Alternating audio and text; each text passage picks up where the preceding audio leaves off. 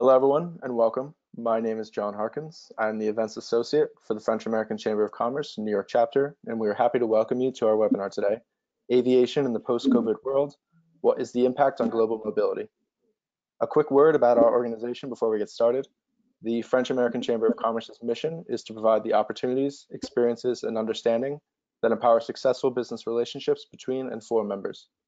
The FACC New York chapter counts a mosaic of 1,000 members representing sectors from tech to food, finance, and other professional services.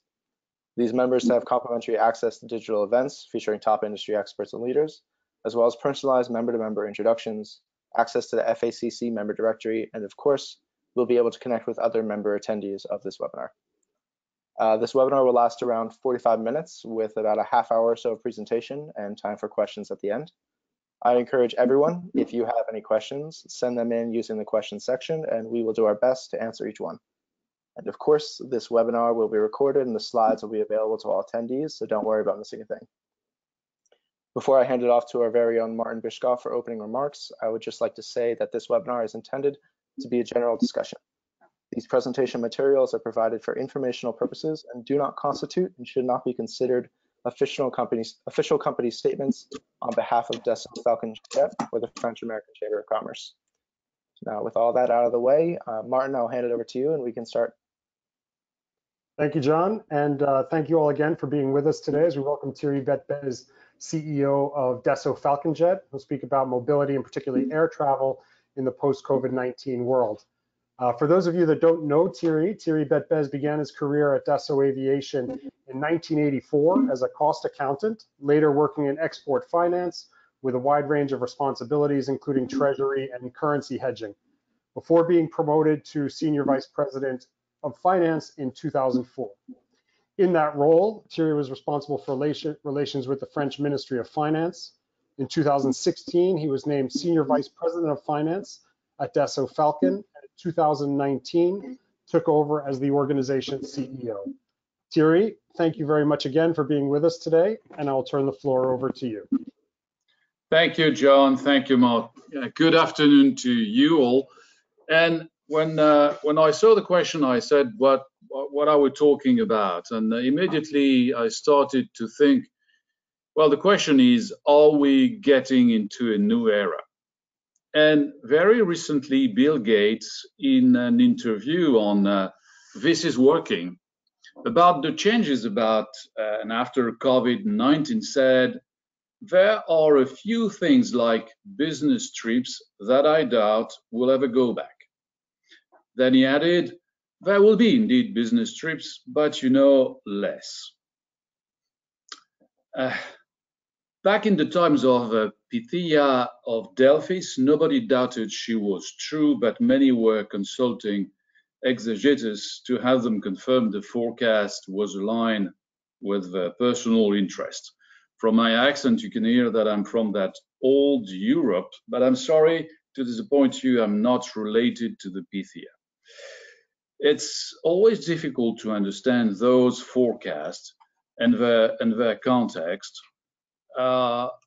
And we all remember Alan Greenspan, famous for, I know you think you understand what you thought I said, but I'm not sure you realize that what you heard is not what I meant.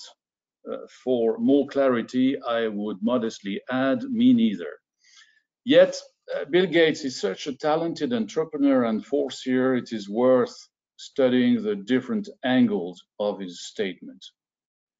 As I'm born an optimist, I believe there will be treatments and vaccine, that this situation will not last forever. And also in the coming months, when we'll have serious hopes, and it starts already, about treatment or vaccines, confidence will raise and global economy will cheer up a little bit. Today, the blocking point, in fact, is nothing to do with economy. It's trust and liability. One small anecdote, we, Dassault Falcon Jet, we are based in Teterboro, which is close to New York, close to the biggest private airport in the world. And we have also a plant, a factory in Little Rock in Arkansas. where we receive the green aircraft from France and we complete the aircraft with electronics, interior.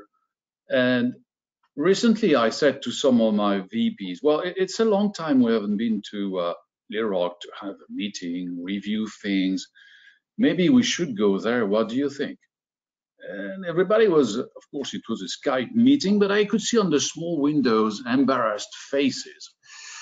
Well, Thierry, you know, usually we fly through Atlanta. It's a big port. It's not safe. Maybe we should.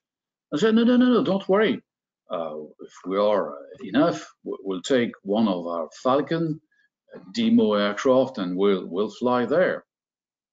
The faces were still embarrassed. I mean, they were looking at me and say, yes, but how many will we be on board? And maybe we should wear masks and so on and so on. So it's really trust and liability, because immediately I was thinking, yes, if one of those guys contracts a virus because one of us is a symptomatic bearer of the virus, well, it's a liability, at least a moral liability. So it's a concern. So the question for me today is more, assuming a vaccine is there, are we then back to the good old days, save for economy to fix indeed? Or will some behaviors change forever or for a long time? The first part, I will try to figure out which trends may negatively affect business trip habits. I will leave aside a big part of the subject. I mean, the mobility related to tourism. I hope it will take only 2 years or so and people will resume their traveling habits. I will try to mainly address the business trip side. I mean, even if it is obvious that if tourism activity drops a lot, it will affect airline activity because it will backlash on the available supply for executives to travel around the countries. We are still in a period of shock, clearly, with about more or less 60% of the fleet grounded. And we have international services down by nearly 90%. The losses for airline are estimated to be at least $60 to $70 billion every day, and each day. The airlines are losing $250 million. And you have to remember that in 2019, the airlines flew 4.5 billion passengers. When you give a look, because I'm involved in business aviation, when you give a look to business aviation, well, it's more or less the same. I mean, the activity is down by 80%. There are very few movements, and we'll come back to that later on. But being in Teterboro, I remember the first weeks of April where there was not an aircraft taking off from Teterboro, no landing. So it was really a strange feeling with no noise around us. So it was really something strange. So I'm sure you receive a lot of statistics. The press is echoing all these figures because clearly airline industry, which is different from 2008, is at the center of the crisis, and car industry again as in 2008. So we are with the aeronautics industry in the center of the problem. So when you think about the habits that may change in the future, immediately comes to our minds, the work from home policy. Each day I'm going to my office because it's more convenient for me. And I'm in a building where usually we have 350 people working there, and we are 25. The rest of the company is working from home, and it works fine indeed. But one question is, okay, if we maintain that kind of work from home policy in the future, and it might well be the case, maybe not to that extent, but to a certain proportion with a rotation of employees, that could be a good reason with all these virtual meetings like today. That could be a very good reason for much less business trips? Could be yes, could be yes. But for me, the main thing we have to understand is the economic backlash of that pandemic, and it might be more profound than we believe. Let me go back to 2001, when we all were considering a globalized world was a given. Indeed, it was entailing a lot of traveling from company executives, businessmen to conduct their activities around the world. Retrospectively, 2008 was the first signal, a warning, a financial one, that globalization was also bringing with her some complex imbalances. When you think about China, we were all believing that this will create a domestic market, and that this domestic market will, after a certain period where indeed there would be trade surpluses and imbalances, things will start to rebalance with different kind of supplies, goods, services exchanged between the countries.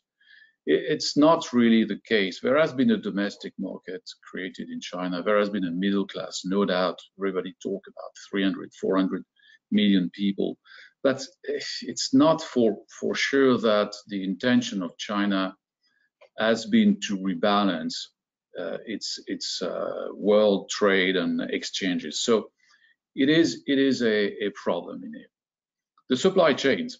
We had the first alert with Fukushima, and we realized today that supply chains are very fragile. I was reading yesterday that 2 days ago that the car industry is trying to resume the assembly lines, but they discover that the supply chain in Mexico is not functioning as it should because they are still in a shutdown mode in Mexico. It could be climate. It could be like today, a pandemic, but it's also a social responsibility thing with kids at works, with wages in some countries which are so low that it's a kind of modern slavery. And there is also some concerns about environment, all these shipping activities to move some parts all around the world. So supply chain are today a big concern, and may change also a little bit the way economy works. There is the political angle as well, with blue collars and middle class being the pillars for our Western democracies. And since the past 20 to 30 years, even if there has been a creation of wealth in the world, it has not benefited these people, and their role and their dreams, economic dreams, have been permanently eroded. So now we have a political system in which we have a kind of populocracy in the Western economies, and we have also the dictatocracy in some other countries. And it's very difficult because everybody is looking at this category, and because they are the voters that may flip an election. And the question centers more on the job and wages rather than existential ones, political ones we had in the past. So all that may push us into a phase, a period where, at least for some time, there might be a kind of regionalization of the economy to a certain extent in manufacturing. The politicians are now more and more supporters of onshoring themes, and you can hear them, we should bring that activity back to, this is a strategic industry. And it has been the case with all the medical supplies, protective gears, where whether in the US or in Europe, you hear those speeches from politicians say, no, next time we should be able to count on ourselves. So this will certainly impact the global economy with maybe less trade activity, and in this case, indeed, less traveling, business trips. That could be a trend in the future. Not forever, probably, but a trend.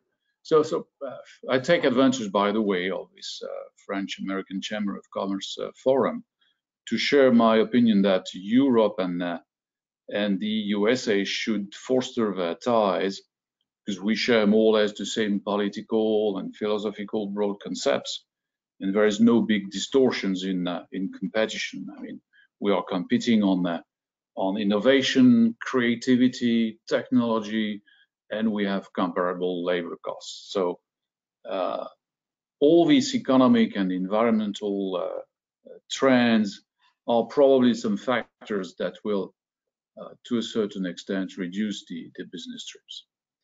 Now, on the contrary, we can also wonder what will support business trips, and quickly I will give you some, I see the slides, some light on what is business aviation. Some of you may perfectly well know business aviation.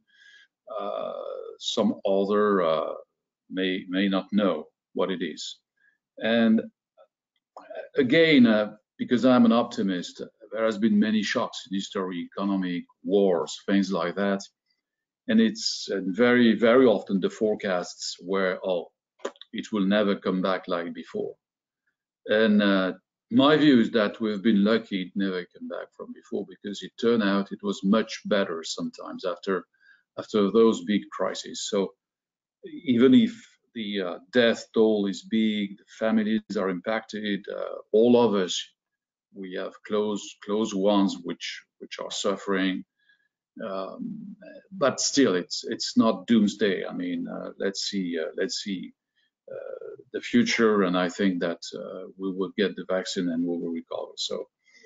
So in Bill Gates' statement, it might be different whether you consider airline industry or business aviation. So I will give you some very quick facts and data about business aviation, because very often business aviation is looked as, you know, the private jet for the wealthy. It's more than that in the US, even more. I mean, these are really business tools, and they have an impact on the global economy. As you may see, the direct and indirect jobs in the US, it's 1 million jobs in the US, a little bit more than 1 million jobs, 1.2 in fact. So if you think worldwide, you may make times 1.5. So it's an activity with some people involved. The industry generates indirectly 250 billion in total economic growth, and so it's not a small economic sector. It has a weight in the economy.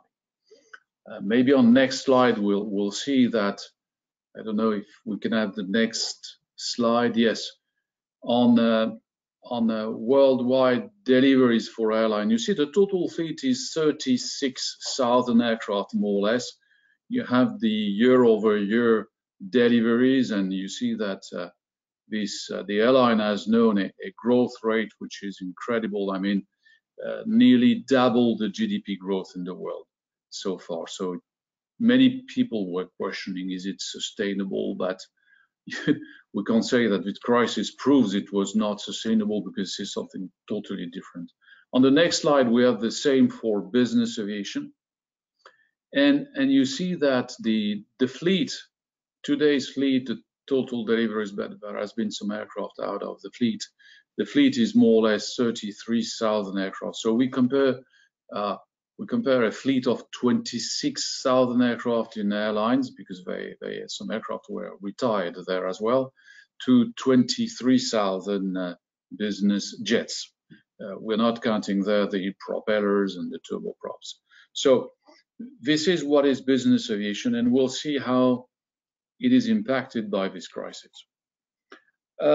Generally, trade goes with traveling, and it is worth noting that cargo activity has not been that touched by the crisis. In a different webinar, we were talking with FedEx, and they were saying, no, the activity is more or less the same, or even a little bit better. Things are moving. The domestic market, there is a lot of deliveries, things like that. So globally, I do not conceive a totally virtual world. There will be a need for face-to-face meetings.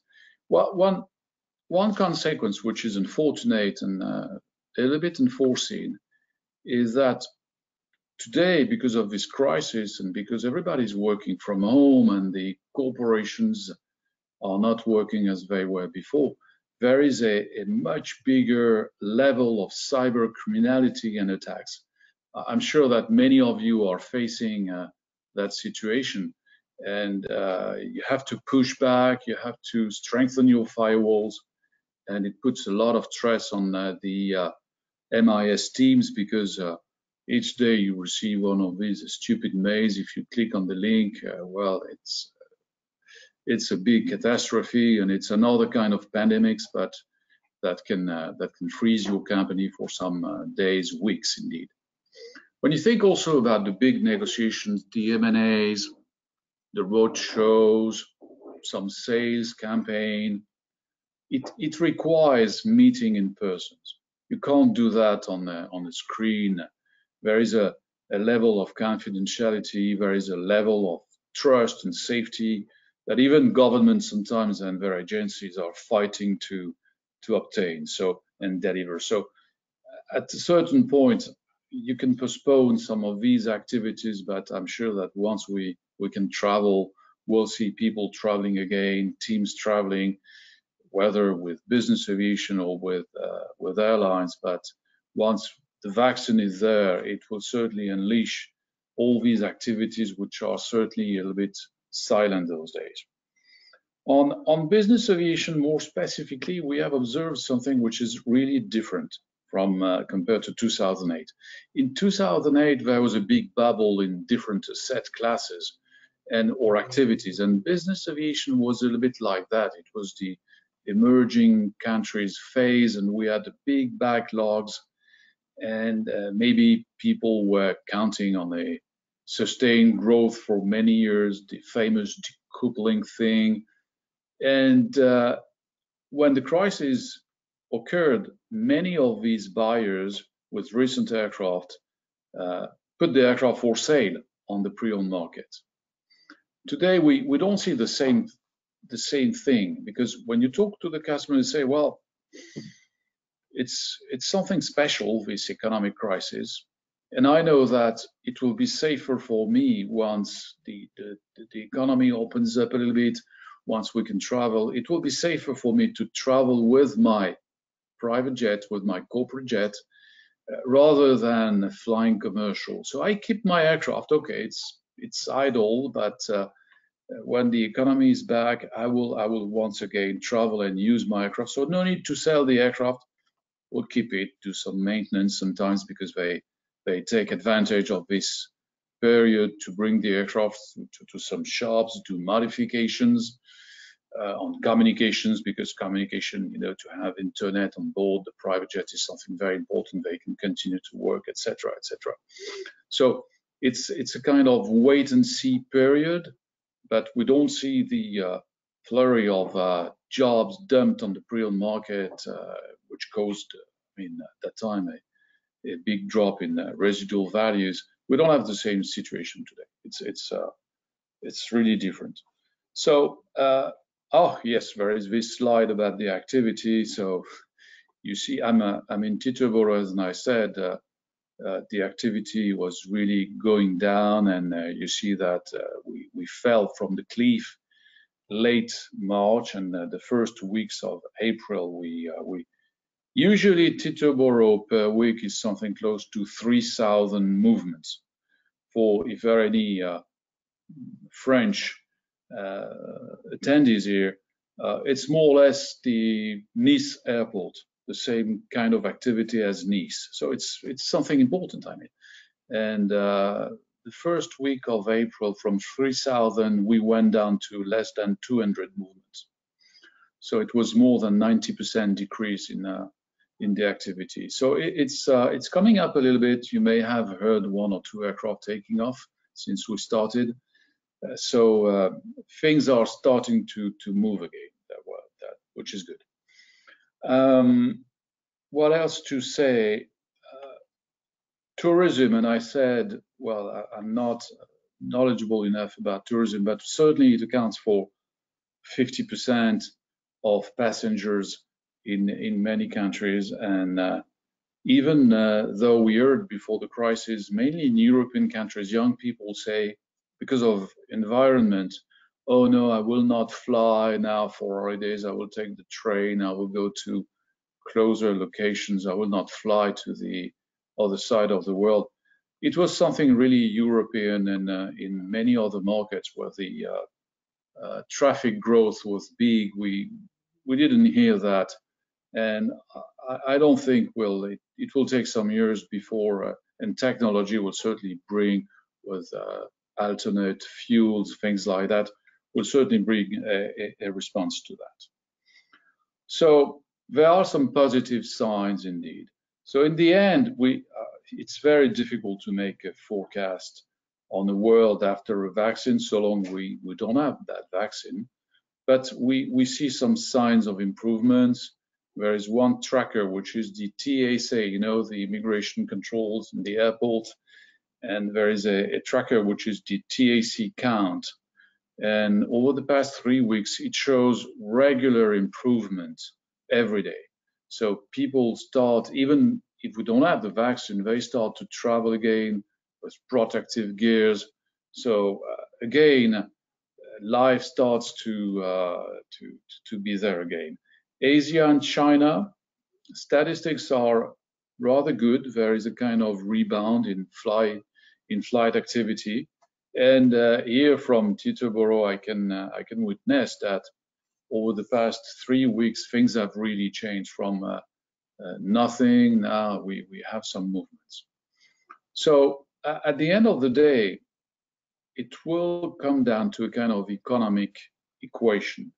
Business aviation is driven mainly by economic cycles, so it will need the economy to turn around, and it will certainly take some time before economy gather its full speed as it was, say, in January or February, with jobless rate very slow, etc., etc. So it will take some time to turn around, but it will at the end of the day. So for business aviation, the pandemic, I mean, some people say, well, it will reinforce business aviation because business aviation offers a better protection to viruses when you're aboard your own aircraft.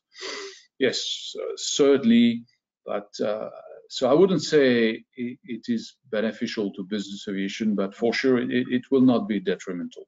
We may see people that today flying commercial may decide to charter an aircraft even if the price is more expensive, but they may have some concerns about contamination even after the vaccine. So it could be, at least it's not detrimental.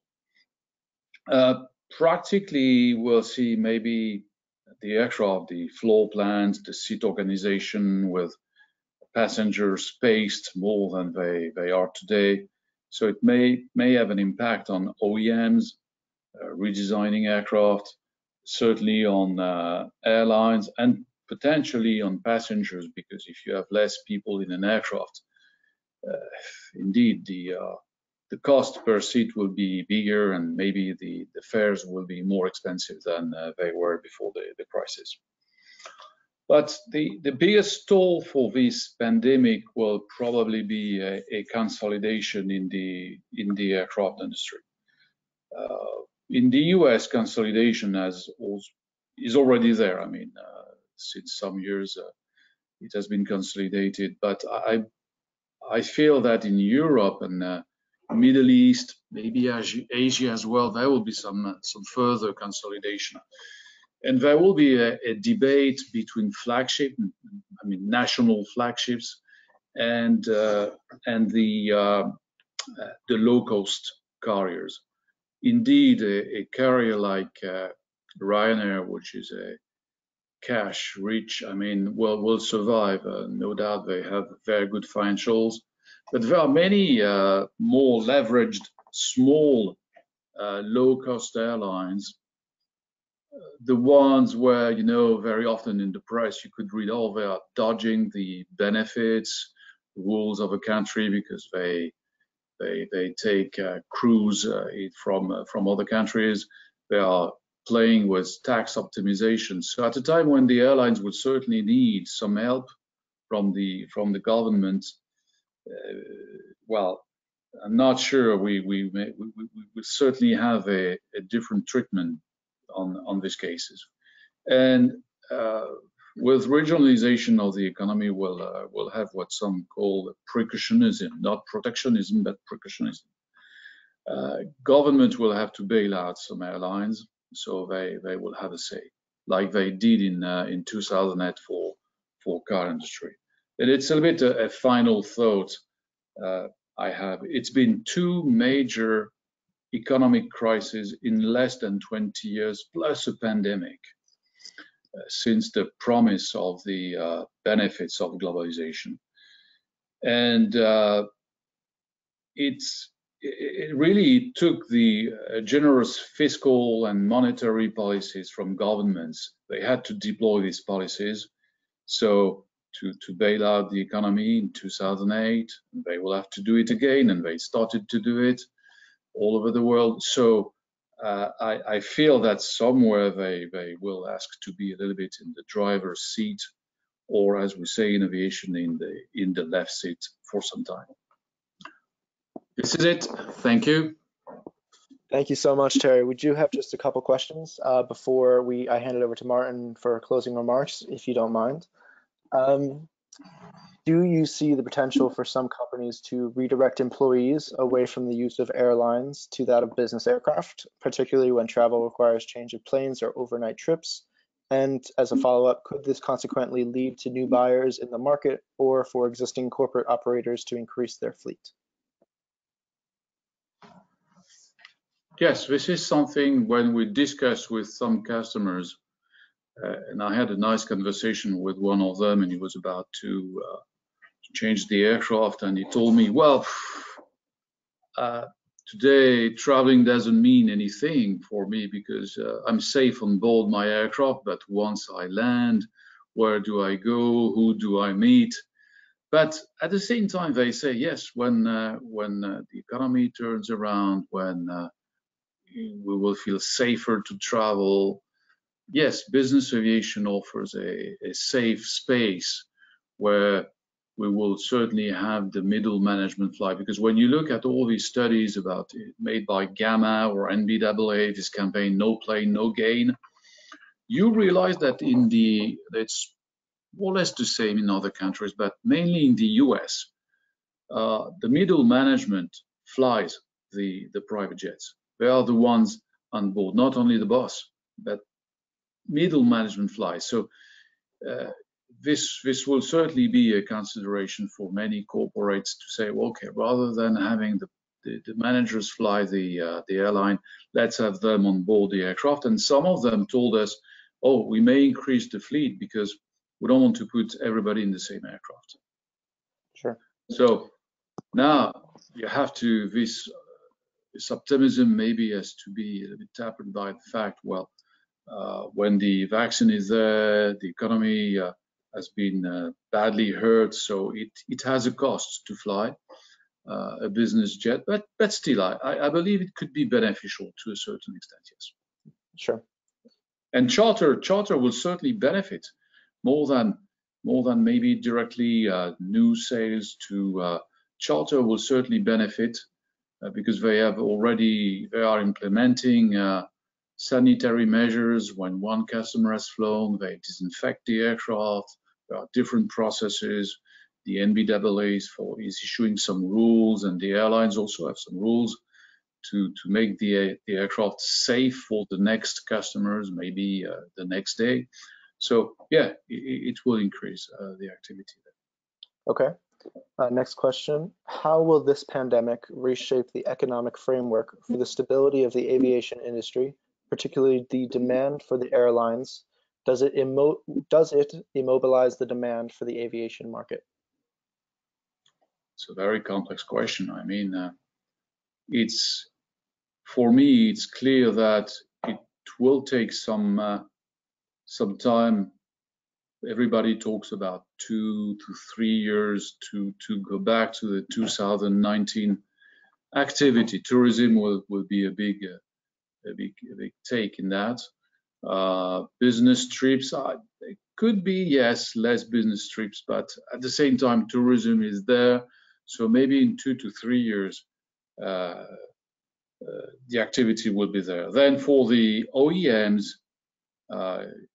you have to imagine when we can travel more freely than today. We have all these aircraft, more than 60% of the fleet is parked in different airports all over the world. And so when you need more aircraft, you don't go to Airbus or Boeing. You just take your aircraft back from where it is parked, and then you bring it back to flight, which will be certainly a challenge, technically speaking, because an aircraft, you have to imagine those airliners are flying 3,000 to 4,000 hours a year. So they never stop. So once you stop them for some months, there will be some technical challenges. I mean, things that will be surmounted indeed, but there are solutions for that. But the first thing will be to bring back to flight 60% of the fleet. So you imagine it's more than 10,000 aircraft that are parked. So before the manufacturers can supply new aircraft, yes, it will be first bringing those back to the airports. Okay. And just a final question before I hand it over to Martin. You mentioned you were an optimist. So finishing on an optimistic note, how much time do you think it will take to recover, and what would be the lessons learned in a positive way from this pandemic on leisure travel? On travel? Leisure travel, yes. Business travel. Well, all that is trust and liability. That was funny, because when I asked my colleagues, oh, let's go to Little Rock, I knew we wouldn't go because that was too big a risk. But clearly, the day we have a vaccine, and it looks like we are getting close to that. I mean, there are many tests, many breakthroughs, and I hope that by sometime in next year we'll have a vaccine. Now you'll have the challenge of the supply chain. I was reading that one of the big concerns may be to produce the little bottles, the little bottles to put the vaccine in. So that will be supply chain. But well, it feels for me 2021 will be in a different mood. I mean, people will be back to business, if not 100%, but close to that. So it will change a little bit some habits, but I still believe that people love to be free, people love to travel, people love to meet with each other, to do business.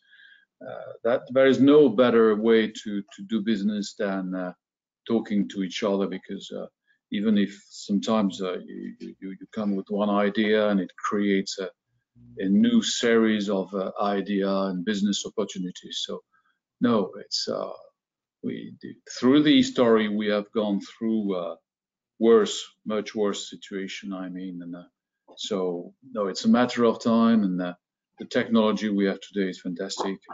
Well, give it a year and we should be in a much different shape. Yes. Great. Well, thank you so much, Thierry. Martin, I will hand it over to you. Thank you, John. And before we close, again, a very big thanks to Thierry Betbeze for his insights and his availability today. Thierry, thank you very much. We really appreciate it. My pleasure. Just for a reminder for all of you, you may have seen an event that the French-American Chamber of Commerce is producing on May 28th called The Ripple. There are more than 20 international organizations, including a number of other binational chambers of commerce, involved in this event. It is an AI-powered virtual transatlantic networking event where you enter your ask and your give, and you are connected through AI with other participants. We're expecting 1,000 personalized connections to be made. So would love to have you all involved. Please have a look at FACC-NYC.org and register for The Ripple on May 28th. Again, thank you all for being here today. Thank you, Thierry Betbeze. Thank you. Enjoy the rest of your day, everyone, and happy Memorial Day weekend. Thanks very much. Thank you very much. Thank you.